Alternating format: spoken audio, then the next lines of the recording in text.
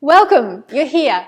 I'm Nicola Newman and I'm thrilled that you've decided to embark on this creative journey with me. We're going to have so much fun.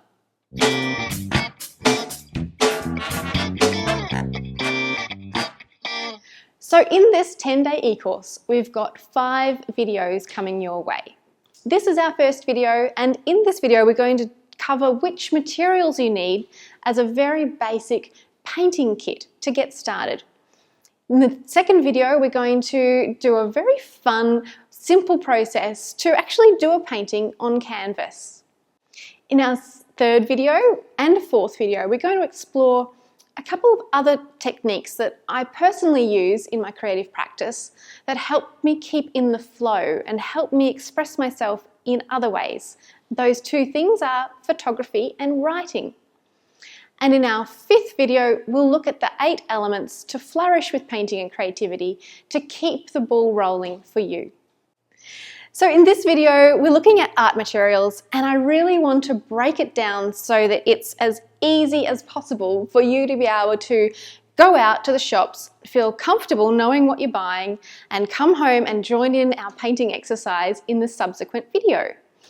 And so we're going to be looking at the most simple essentials that you need to get started. And of course you can build your kit up from there, but this is all that you really need to have a go. So when it comes to paints for our very fun-filled painting date that we've got coming up in the next video, we're going to keep it really simple. We're going to stick to using acrylic paints, which are water-based paints, and you can pick them up from an art materials store or a newsagent's or even a $2 shop. You're likely to find small tubes like this in the $2 shops, and they're going to be working just perfectly adequately for what we want to play with. Or you may like to take yourself for an excursion to the art store and pick yourself up some artist quality paints if you so choose. The only difference is really going to be in the price and the amount of pigment that is in the paint. But for what we're doing, they're both going to work. So when it comes to choosing colours, of course you can buy as many as you like, but you're only going to need just a few for the exercise that we're going to be playing with. Myself, I love to be playing with blues, so I'm going to use a dark blue and a teal, which is like an aqua. And you're welcome to follow along with that if you are looking for some guidance when it comes to choosing colours. In addition to that, I will also suggest you definitely pick up a tube of white. And an optional extra is a metallic paint, so you might like to get some gold or a silver or a copper, just to add some highlights that we'll be playing with in the exercise. We're also including a lovely PDF download that outlines some of the materials for you, all of these materials in fact, so that you have a shopping list that you can take with you when you go out to gather your own painting kit. The second material you'll need to gather are paintbrushes. Now paintbrushes come with all sorts of different bristles, but don't worry, I'm going to just tell you about 2 of the simple ones that you can look out for. First of all, there's the hog hair bristle, which is a very coarse bristle, and you're likely to find these paintbrushes readily available at the newsagents or even at the $2 shop. And those are going to work just fine for what we're doing. Alternatively, you may like to go to an art materials store and you're likely to find these Taklon brushes.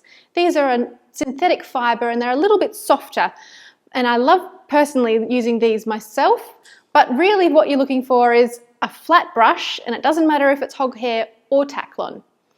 So when I say a flat brush, I'm meaning flat like that and not a round brush. And in terms of the number of brushes that you'll need, we're going to keep it really simple. We're just going to stick with 3 brushes. 1 small flat brush, a medium flat brush, and if at all possible, a nice wide flat brush such as this. So next I'm going to show you 2 things that are really optional but can increase the level of enjoyment and also save you a bit of money in the long run. And the first is binder medium. This here is a medium that we can mix in with the acrylic paint to make it thinner without making it turn brittle by just adding water. So you can get either binder medium, you can get clear gel medium, or you could get like an acrylic clear medium. They come in different names, but basically they're going to do the same thing. If you can pick up a small bottle of that, great. If not, don't stress, we can go without it. The second tool I was going to mention is picking yourself up a little palette knife. The nifty thing about using a palette knife is when you're mixing your colour, it means that you can keep most of the paint on the palette rather than having it coming up and creeping up further and further up your brush and wasting pigment when you have to wash it out. Using a palette knife will save you money in the long run because it keeps the paint on the palette. Now, talking of palettes, you're going to need something to mix your paint on. And I personally prefer these disposable palettes because they're super easy to just tear off when you're finished with them from one painting session to the next, and then you'll end up with a nice clean palette for your next session. Again, if you can't get your hands on a painting palette such as this with the tear-off style, you could just use an old plastic plate. You could use some cardboard that's been wrapped in plastic. You can basically use anything that you can squeeze paint on is going to be fine. The next thing I recommend grabbing is some rags of some sort. Now, I personally love using old towels as my rags. They're really absorbent and very handy, but you could also use paper towel, or you could use an old cotton t-shirt. Something that's going to help you to dry your brush is all that you need. Another optional extra is a spray bottle. You can use this to keep your acrylic paint wet while we're painting, and you can also use it to get some interesting marks on the canvas. When it comes to canvases, because we're just getting started and focusing on getting something happening easily, I'm going to suggest that we start with fairly small canvases to begin with. And when you go to the store, you're probably going to come across one of two things, or both. You'll see a single thick canvas, which is really only about 1 centimetre deep, or you'll get what's called a double or even triple thick canvas. And the benefit of these is they're going to be sturdier for the larger size canvases. They're less likely to warp.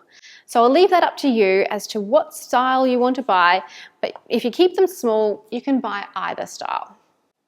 Now finally, when it comes to tools, I suggest that you get yourself a bucket to keep your water in to wash the brushes. You can use a jar if you like, but I find that jars, because they're small, the water gets dirty really quickly and you're always having to try and fill it up with clean water. Instead, if you just grab yourself a handy bucket and fill that with water, that's going to make the whole process a lot easier. And of course, when it comes to actually sitting down and getting a little bit messy with the paints, you're also going to want to think about wearing some old clothes so that you're not feeling inhibited when it comes to making some marks on the canvas. So I hope that's given you a taste of what it is that you're going to need to assemble for your basic getting started painting kit. And remember, you can download the PDF and take the shopping list with you so that you can assemble all these goodies in the next couple of days for when we come back with our second video that walks you through a very fun and very simple way to start squeezing the colour out and having fun on the canvas. So I hope you've enjoyed this video. If you have, please feel free to share it with your friends, and I look forward to seeing you in the next video.